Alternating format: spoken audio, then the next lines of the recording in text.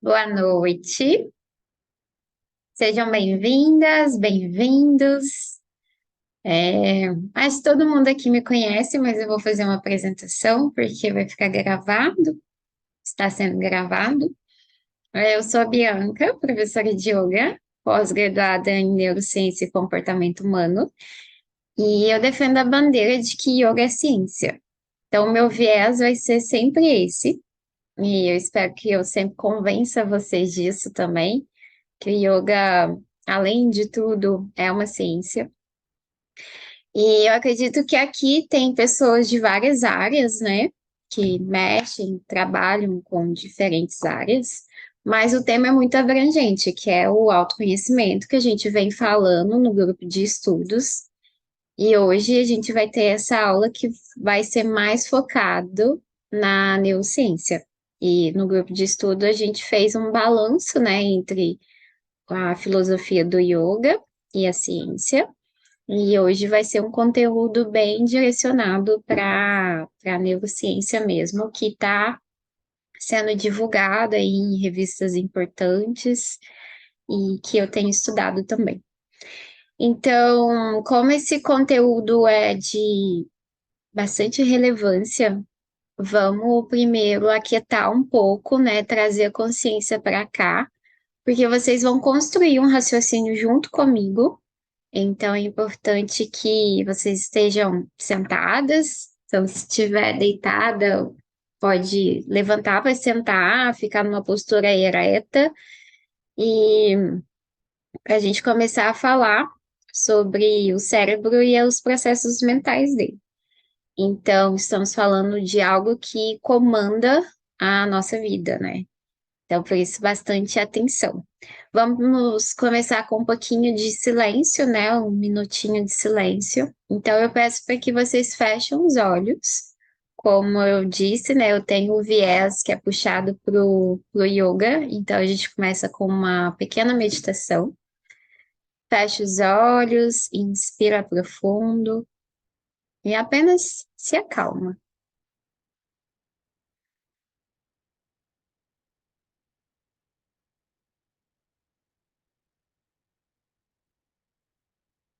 Respira profundo. Quem consegue e conhece a respiração Ujjayi do som sussurrante, pode fazer ela.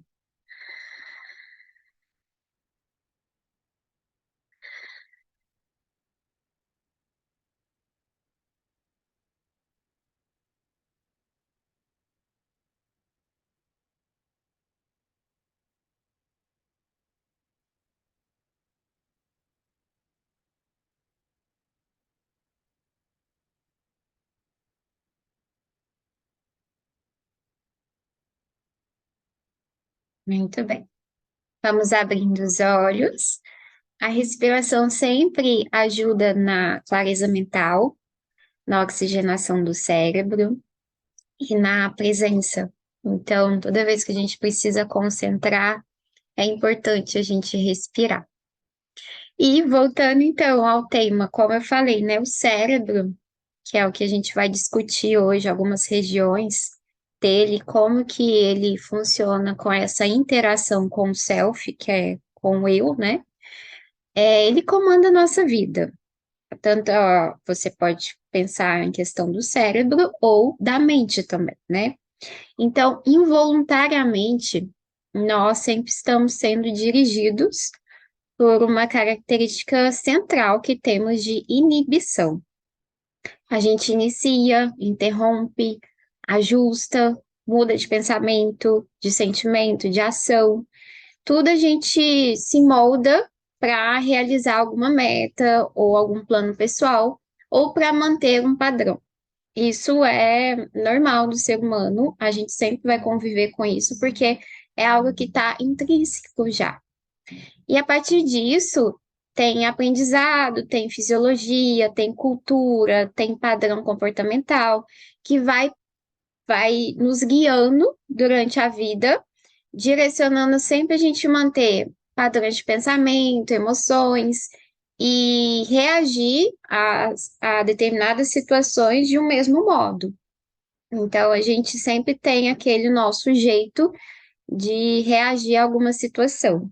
Só que quando a gente se conhece, quando a gente faz a prática de autoconhecimento, né, como a gente tem alguma ferramenta, como por exemplo o yoga, para trazer esse autoconhecimento para a gente consegue se modificar ou então até nos superar. Ou seja, a gente vai além das nossas próprias fronteiras que muitas vezes a mente impôs, a mente que nos limitou e nos impediu de realizar alguma coisa. Então, nesse artigo que a gente vai estudar, né, vai ler, enfim, que eu vou passar para vocês, e na verdade eu também vou deixar disponível, se depois vocês quiserem ler o artigo completo. Ele chama isso, né, essa inibição ou essa prática de moldar, de controlar, de autorregulação.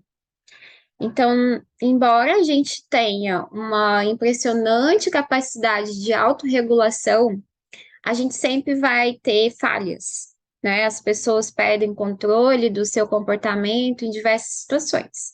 Isso é muito normal de acontecer.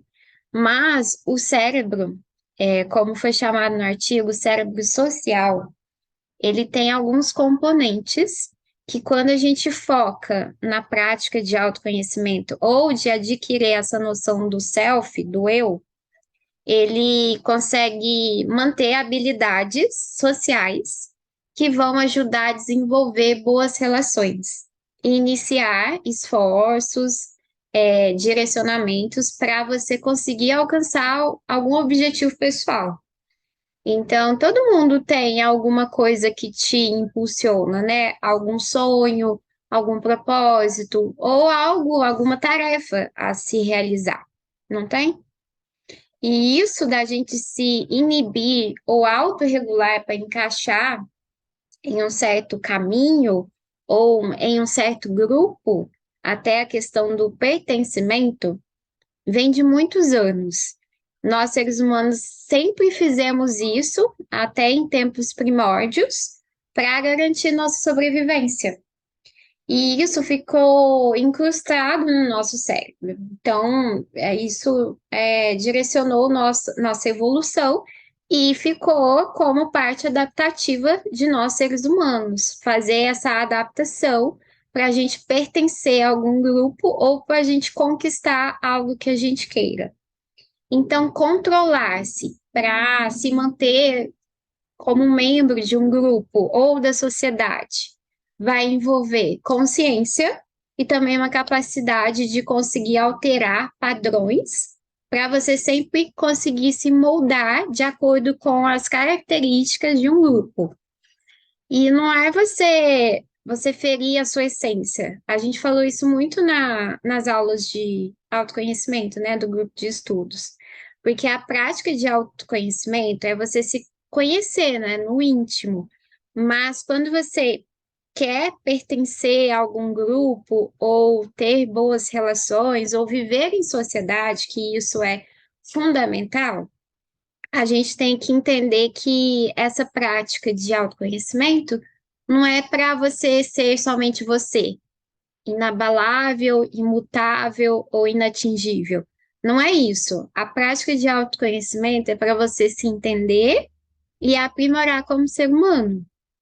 Então, sem ferir a sua essência, mas tendo essa flexibilidade de se mudar para cultivar boas relações ou uma boa vida. Tem até um estudo, foi considerado um dos estudos mais longos da neurociência, que eu já até falei dele no meu Instagram, no Reels, de que eles estudaram o que levava as pessoas a ter uma vida mais feliz, uma vida mais leve. E esse estudo, que se concluiu após 75 anos, eles afirmaram que para ter uma boa vida vai depender das boas relações que você cultiva durante a sua vida. Então, todo mundo que viveu melhor, viveu bem, tinha bons relacionamentos, boas relações. Então, quando a gente pratica o autoconhecimento, a gente não está querendo se excluir do mundo. A gente quer entender um pouco mais sobre a gente e poder se incluir em grupos, né? E ter boas relações com as pessoas, porque a partir do momento que você se conhece, você passa a respeitar mais o outro também, porque você enxerga que você é um ser com defeitos e qualidades, assim como o outro. Então, o erro do outro não te aflige tanto, porque você sabe que você também está susceptível ao erro. E isso tudo o cérebro já entendeu há muito tempo. E ele desempenhou em construir quatro componentes psicológicos que vão te, se você fizer de forma ideal, adequada, eles vão te incluir em grupos, vão fazer você sempre ter uma boa vida, uma vida mais feliz, porque você constrói boas relações no seu entorno.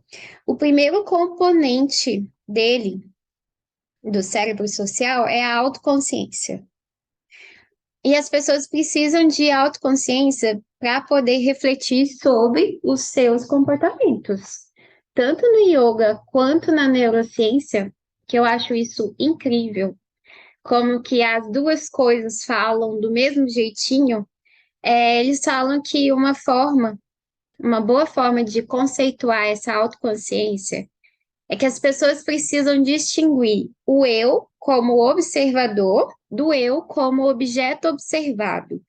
Isso a gente viu nas aulas que Patanjali fala, e no terceiro sutra do capítulo 1, ou seja, os três primeiros sutras, os mais importantes de toda a filosofia do yoga, o terceiro ele já fala sobre você saber distinguir o que é o eu observador do que é o eu observado.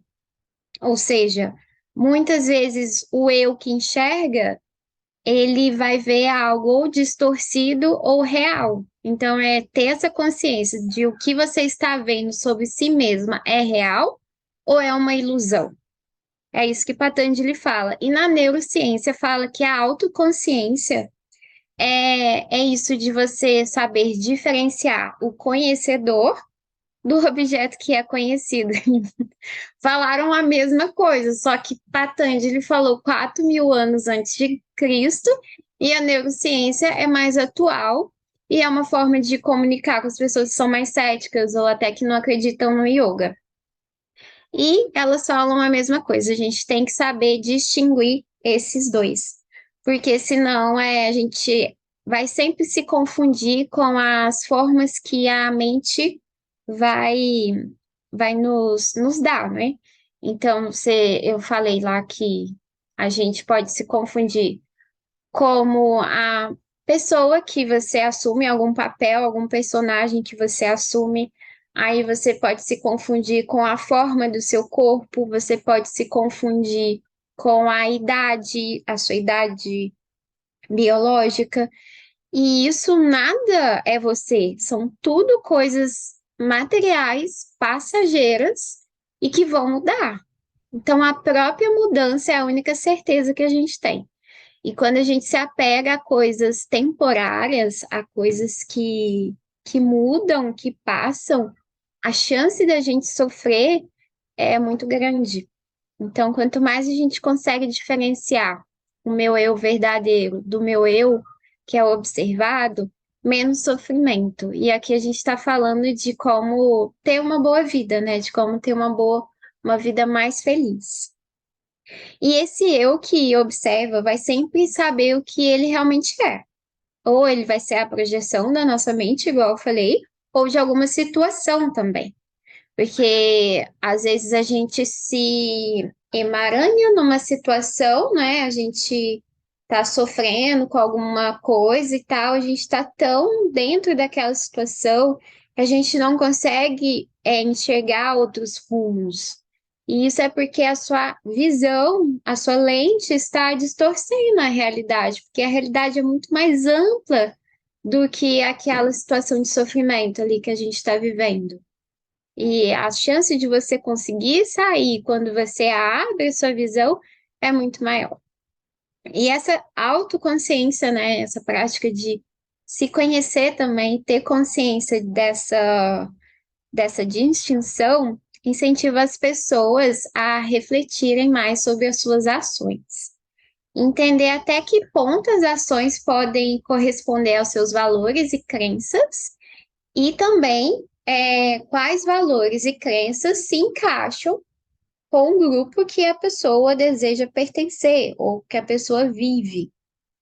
E assim você vai entendendo se aquilo realmente te encaixa ou você está só te moldando, te apertando para poder pertencer àquele grupo, né? Aí qual que é a intenção? É você reconhecer se essas duas coisas se casam, né? Se fazem conexão, se tem conexão, para você realmente estar ali, né? Sentir esse pertencimento. Se não, deixa aí, deixa ir embora, sabe? Não é para você, não é a maneira, não são as pessoas que você precisa lidar e não são as pessoas que vão te ajudar a construir algo que você deseja na vida. O segundo ponto, o segundo componente desse cérebro social é a teoria da mente. A teoria da mente, ela entende que se a gente violar as normas sociais, isso vai ser problemático. Então, sabe que a gente está sendo objeto de avaliação e que, por sua vez, as outras pessoas também estão sendo objetos de avaliação de nós. Então, essa é a teoria da mente, da gente inferir estados mentais de outros para prever suas ações. A partir do momento que eu me, eu me contenho numa dada situação, porque por causa de vergonha, julgamento, ou que não condiz com o momento, né? Ou seja, por exemplo, as pessoas às vezes são muito espontâneas e tal, e quer ser assim em todo o contexto, e aquilo não se encaixa. A partir do momento que ela se molda para estar num contexto, né? Como se fosse um dress code, a gente entende que outras pessoas também vão estar fazendo isso. E é aquilo também de respeitar o seu limite e respeitar o limite do outro. Então, essa é a teoria da mente, porque às vezes a gente tem também o pensamento de assim, se eu fosse fulano, eu faria assim.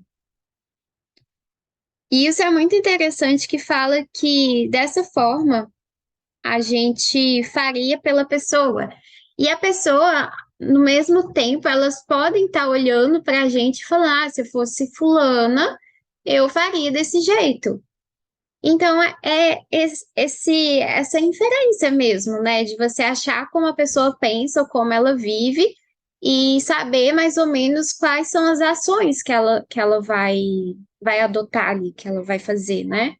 Então, essa é como o cérebro vê as pessoas e vai interpretando cada uma delas. E isso é muito interessante também, a questão de que quando você assume um personagem, isso assim, no sentido de contextos também, né? Igual eu, por exemplo, eu tenho minha empresa, então eu sou Bianca, pessoa física, e tenho a minha empresa que é a pessoa jurídica. Quando eu entro no meu papel de CNPJ, eu tô agindo completamente com o meu racional ali, defendendo a sobrevivência da minha empresa. Quando eu entro, converso com uma pessoa como Bianca, pessoa física, é outra resposta, porque eu estou em diferentes papéis tratando de um assunto. Então, se eu entrasse como Bianca pessoa física para resolver problemas da minha empresa, eu, eu, eu estaria muito mais trabalhando com o meu emocional, com a pessoa que eu sou, que acaba que eu sou uma pessoa gentil, sou uma pessoa que gosta sempre de estar ajudando as pessoas, encontrando ali meios para que fique bom para todo mundo, Mas aí, quando eu entro para esse lado na minha empresa, eu posso estar prejudicando a minha empresa e não garantindo a sobrevivência dela a longo prazo. Então, por isso que quando eu trato de assuntos burocráticos da Bianca, pessoa jurídica, eu tenho que entrar com o meu lado mais racional. Então, eu tenho que assumir um personagem. E assim, a gente tem vários papéis. A gente tem papel de mãe, de filha, de esposa, de professora, de engenheira, enfim, a gente tem vários personagens. E quando a gente assume algum desses personagens, tem um estudo, inclusive, chama Romeu e Julieta, porque eles falam do quando a pessoa encara um personagem, né? Aí depois, se quiserem, eu até disponibilizo também esse artigo que quando a gente encara um personagem, quando a gente assume um papel, a gente consegue desligar algumas regiões do cérebro que poderiam impedir que a gente fizesse alguma ação do jeito que a gente fez, por vergonha ou por qualquer coisa que seja. Por exemplo, falar em público, né?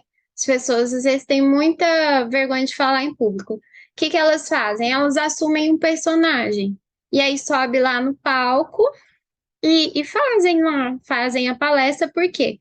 Porque ela inibiu, ela desligou a região do cérebro, que geralmente é o córtex pré-frontal, que faz essas ações mais consequentes, né? Pensando nas consequências. A pessoa desliga um pouquinho aquela região para que ela não tenha vergonha de falar em público e faz uma palestra maravilhosa.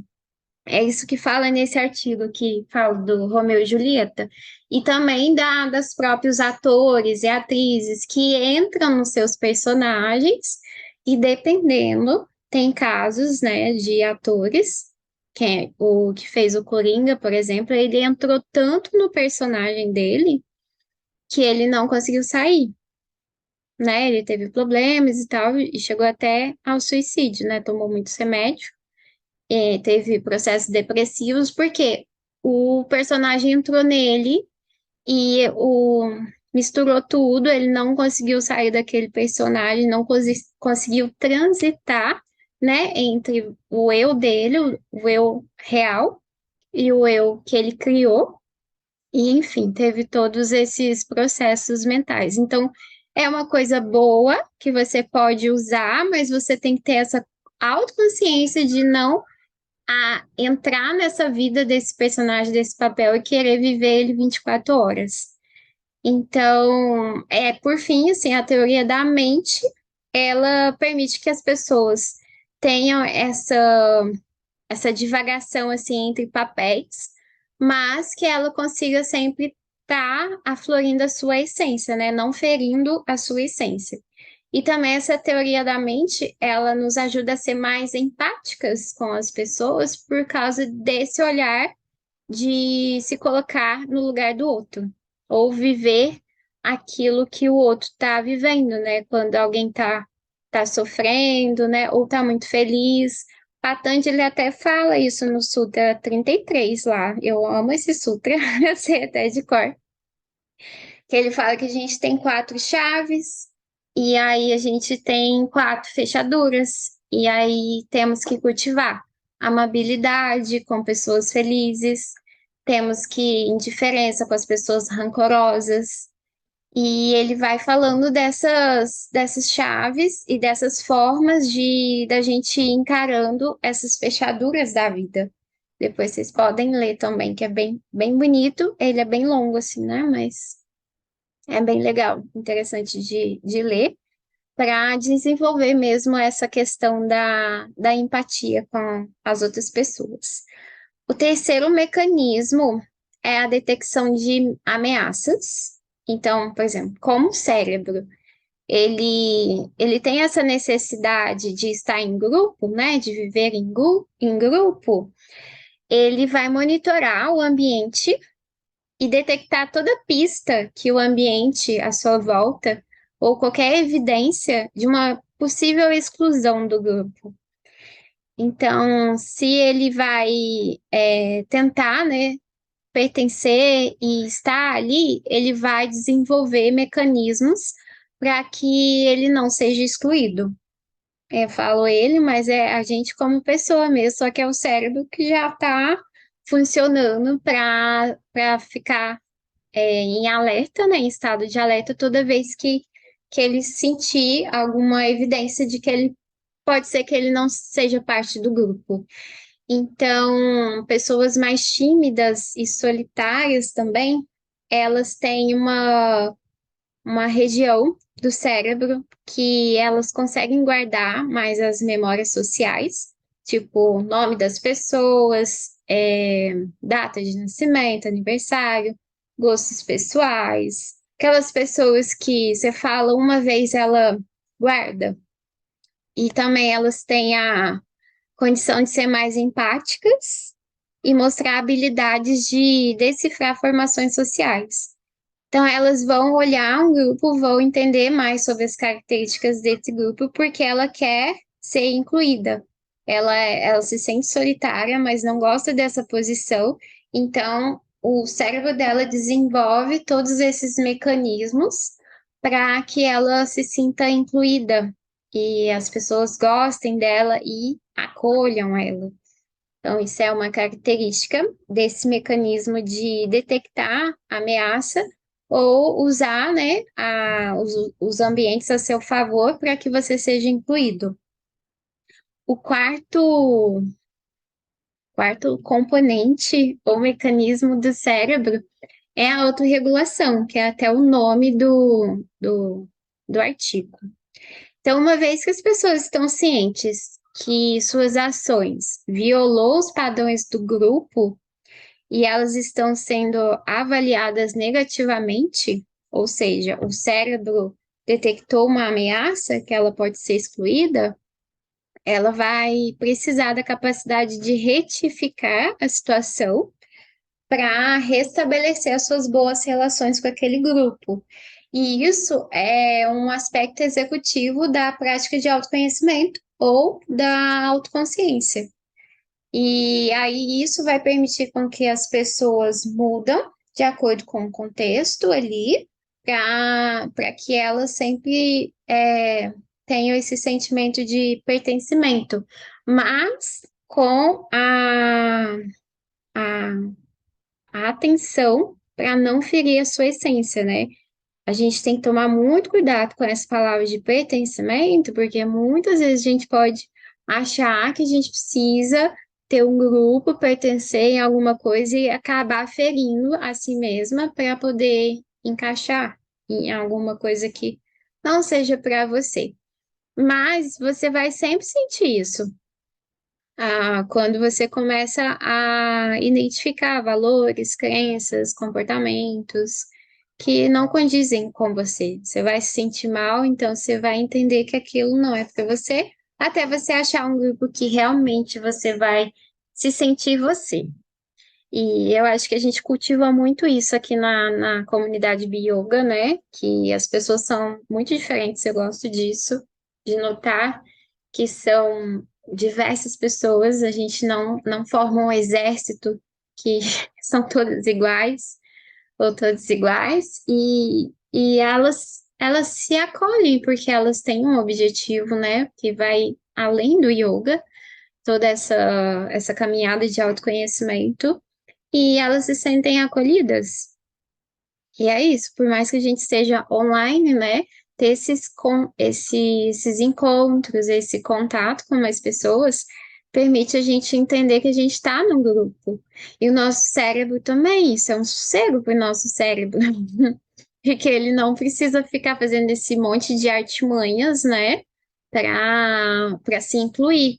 Porque ele já tem o grupo dele, né? Mas a gente fala disso, né, de pertencer e de se autorregular, mas não é só para ficar bem na fita com os outros, né? Essa autorregulação, ela também vem com o objetivo da gente alcançar nossas metas pessoais, né? Nossos propósitos de vida, nossos sonhos, qualquer coisa, alguma tarefa que você tenha no trabalho, essa autorregulação vai te ajudar a fazer isso também. Então, o cérebro vai estar ali trabalhando para si mesmo também, não é só para estar no grupo, estar pertencente, né? Mas sim de conquistar os seus desejos, né? As coisas que vêm do coração. Mas um exemplo, né? Pessoas começam dietas, pessoas economizam dinheiro, fazem yoga, fazem atividades físicas. Então, a autorregulação, ela serve tanto para iniciar processos, quanto para manter essa mudança comportamental. Então, além de inibir os comportamentos indesejados, a autorregulação também responde às demandas da sua vida ou das situações, né? Agora minha demanda é ser mãe, né? E a autorregulação que o seu cérebro faz em toda a sua estrutura de vida vai te regular para você ser uma boa mãe. Então é fisiológico, neurológico. Então, assim, o corpo é muito harmônico, o ser humano, ele é todo harmônico. A gente tem que acreditar nisso. A gente tem que dar atenção para isso. E do ponto de vista da neurociência, é provável que o cérebro tenha desenvolvido esses mecanismos distintos para nos conectar e também nos conhecer, saber como que os outros reagem a nós, né? Detectar ameaças dentro do grupo social e regular as ações para que a gente evite de desviar do nosso caminho ou ser excluído desses grupos. E dentro da psicologia social, eles procuram entender isso que acontece no nosso cérebro com o envolvimento do nosso corpo. Então, hoje se tem estudos com a condutância da pele, né? Pela pele a gente consegue detectar o sistema nervoso, né? E o contato, né, que a gente tem que pode gerar dor, que pode gerar excitação, que pode trazer várias respostas neurológicas, né, só com o toque da pele. Nós também temos estudos dos músculos faciais. Tem até uma série, Light to Me, vocês já viram? Que o cara, ele consegue ler a pessoa pelo, pelos movimentos da face do rosto. Então, ele identifica emoções. Tem também estudos com as lesões cerebrais, que estuda comportamento e personalidade. Um caso muito famoso na neurociência é do Nicholas Gage. Não, é do Gage, é o sobrenome dele. E é que ele foi atingido, eu falei isso na aula do nosso encontro Bi-Yoga presencial. Não sei se eu falei na vivência.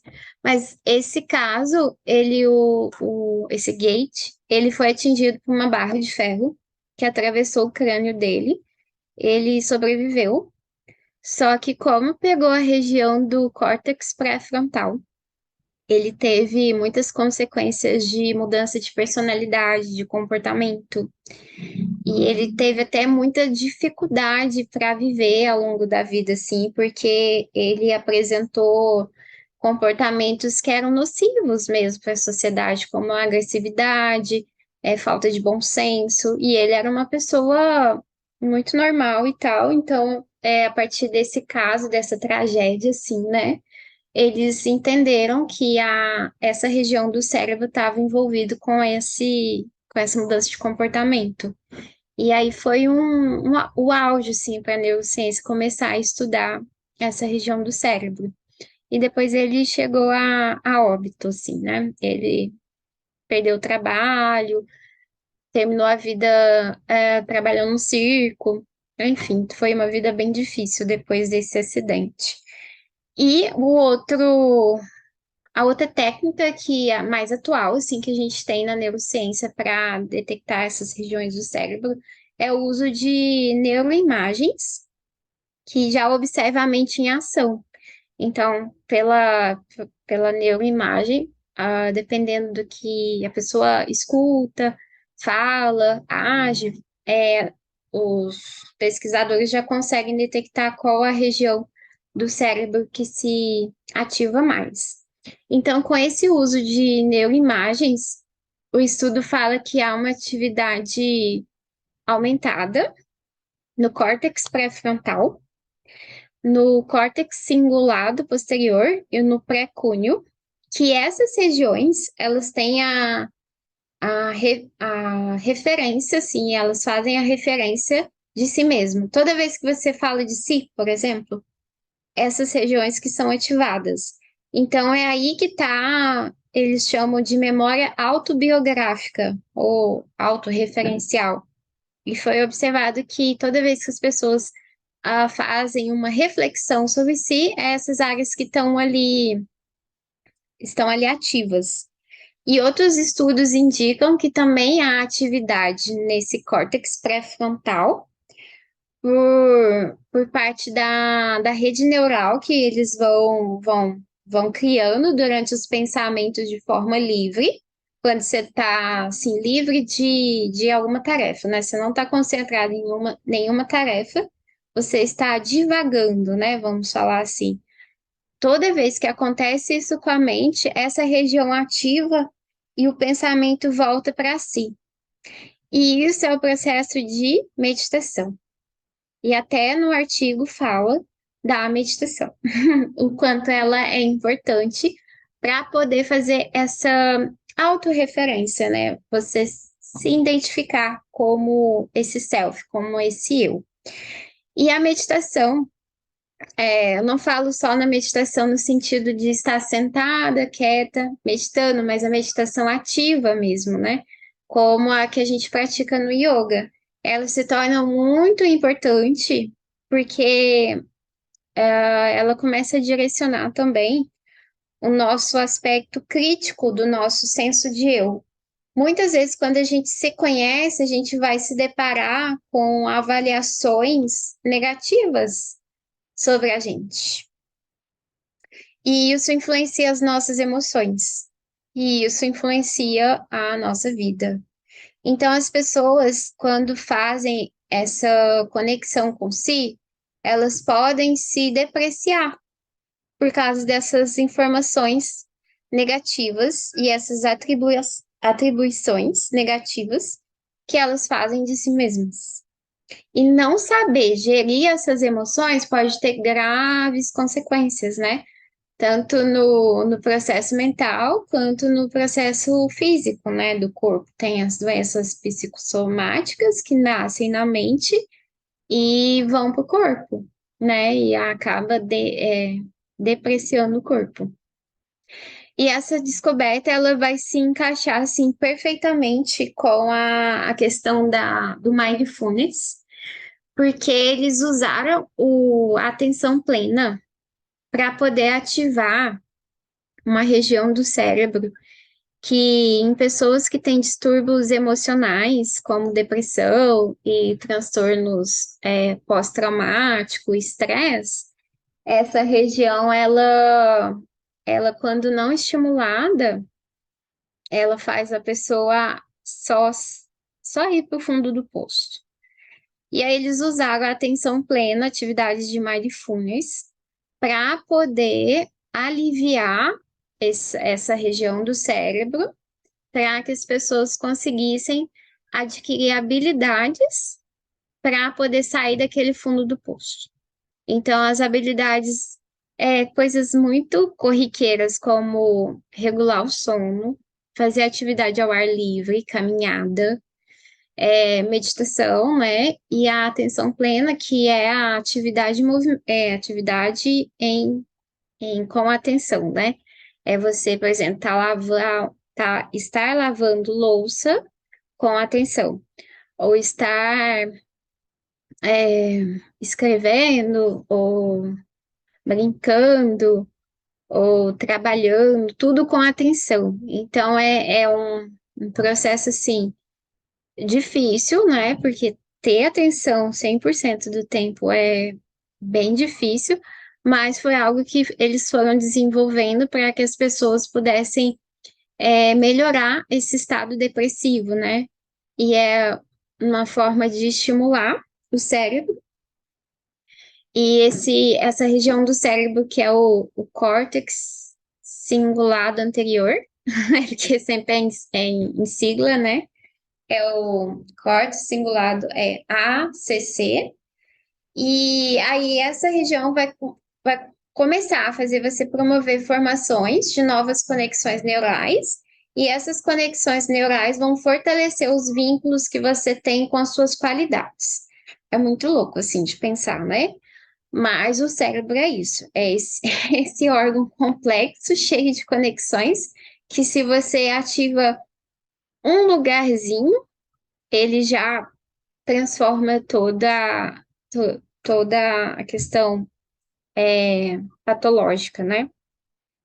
E com essa conexão, né, de cérebro, emoções e autoconhecimento, as pessoas precisam saber lidar com a regulação das emoções para também estar bem em sociedade, né? Viver em sociedade. Porque se a gente não gerir essas emoções, a gente se torna pessoas violentas, agressivas, tem comportamentos antissociais. Então, a regulação emocional, ela é vital e muito importante, assim, para a nossa vida e também para o nosso psicológico, né? E, e envolve também, além dos transtornos depressivos, tem transtorno de humor, né? De personalidade, de estresse, de ansiedade. Tudo isso está conectado à emoção. Então, a falta desse controle emocional, desse gerenciamento emocional, ele traz uma variedade de comportamentos que podem ser autodestrutivos, assim, né? E quando as pessoas conseguem gerir melhor suas emoções, é notável que elas têm melhores relacionamentos, elas têm um sucesso maior no trabalho e elas têm um bom desempenho da saúde mental também. E por mais que a gente tenta se controlar,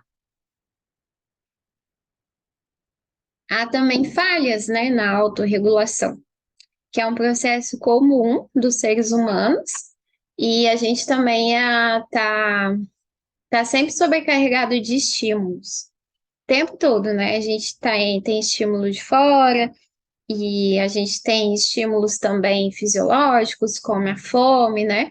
Então, essa autorregulação serve para tudo, até a questão quando a gente está tentando regular algum mau hábito. Tipo um vício, né? Mau hábito é um vício. Tipo, vício em drogas, que é como fala no artigo, né? É o abuso de drogas. Então, para a gente pensar nesse controle desse vício, é bem difícil porque a gente teria que tirar os mecanismos de estímulos, né? Em volta da pessoa. Porque senão a pessoa ela sempre vai estar exposta àquilo, e quando ela é exposta, o próprio cérebro ele tem um mecanismo neural de recompensa. E só dele ver, ele pode, a droga, a coisa, pode não estar palpável na frente dele, mas só dele ver, ter o contato visual com aquilo, esse mecanismo de recompensa que é o sistema dopaminérgico, que é de dopamina, né? Ele se ativa. Então, a gente ativa esses receptores de dopamina no núcleo accumbens, que é onde gera esses neurotransmissores, e a gente sente uma necessidade absurda daquilo, porque o cérebro entende que ele tem que ser recompensado. Então, isso também entra no caso da comida, como falou lá no artigo, quando a gente está com fome e está numa dieta controlada, a gente é exposto no Instagram, nas fotos, no cheiro, ao, qualquer coisa que seja, quando a gente se expõe, a gente vai ter a necessidade de comer aquilo, por mais que a gente esteja fugindo no nosso controle do nosso sistema de autorregulação, que a gente vai vindo e tal, quando a gente é exposto, esse sistema dopaminérgico, ele vai se ativa para você ter essa necessidade de comer ou de usar, enfim, de se recompensar. Então, era aqui que eu queria chegar. Então, presta atenção nessa parte. Porque, ó, a gente entendeu que o cérebro, ele tem os componentes que vai te fazer, né, modular de acordo com o ambiente para você se encaixar, né? Ou seja, você vai se adaptar ali para pertencer a um tipo de grupo ou a chegar a alcançar alguma meta ou qualquer coisa que seja, um propósito, um sonho, o cérebro sempre vai ter esses quatro componentes para fazer você chegar a alcançar no seu objetivo. Então, se a gente tem esses quatro componentes já intrínsecos, né, que vêm de muito tempo atrás, por que que a gente não vai usar ele a nosso favor?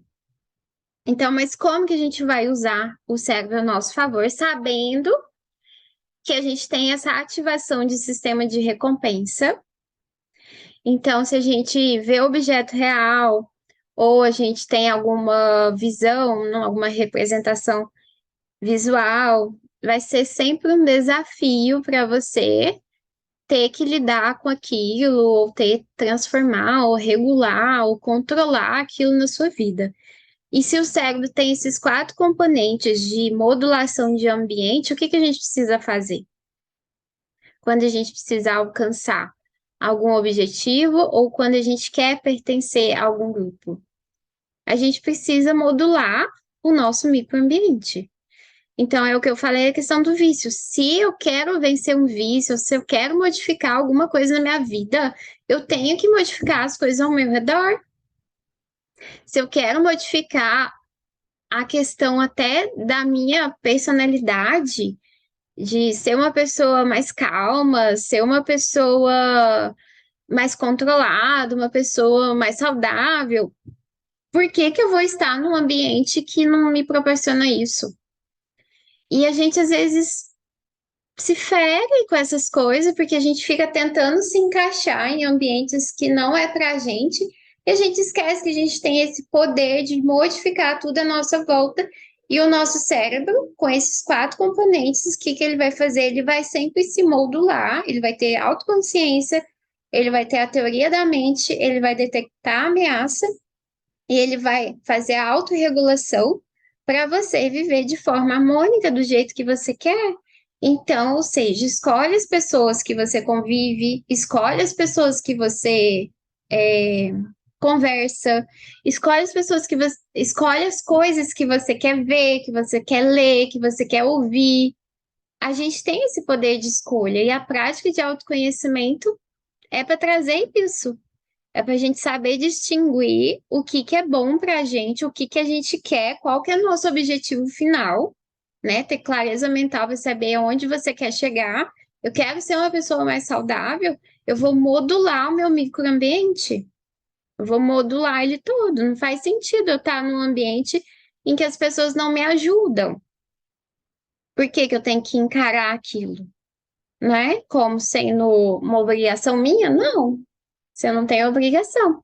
Então, o próprio Instagram, se você quer fazer uma dieta, por que que você vai ficar? Eu já falei isso. Por que que você vai ficar seguindo coisas de comida, de receita, que não seja da sua dieta, né? Não tem porquê, você só vai ficar passando vontade e ativando seu sistema de recompensa. Então, sim, a prática de autoconhecimento vai te afastar de algumas pessoas que não convergem com o seu propósito. Então, não sofra com isso, já entende isso, que vai acontecer isso, é natural, mas ela vai te aproximar de pessoas que vai te ajudar em muitos aspectos. E, além do mais, a prática de autoconhecimento também vai modular todo o seu comportamento. Ninguém quer fazer coisas que vão te afligir, que vão te prejudicar. Só faz isso quem não tem prática de autoconhecimento. Só usa drogas quem acha que não prejudica a si mesmo. Então aí entra Patanjali de novo falando que a falta de autoconhecimento é avidya, é ignorância. E quanto mais a gente é ignorante da gente mesmo, mais a gente vai fazer escolhas que vão acabar nos prejudicando. Então, se cerque de pessoas que vão te favorecer e não o contrário. Escolha, pequenas escolhas diárias mudam a sua vida. E assim a gente vai construindo essa questão de boas relações, de cultivar boas relações e ter uma vida mais feliz, mais leve e menos ignorante. Isso é a prática de autoconhecimento, é você sair dessa ignorância e adentrar na, nas coisas mais direcionadas para o seu próprio objetivo. Finalizo aqui, então. Agradeço vocês imensamente pelo tempo que dedicaram para me ouvir.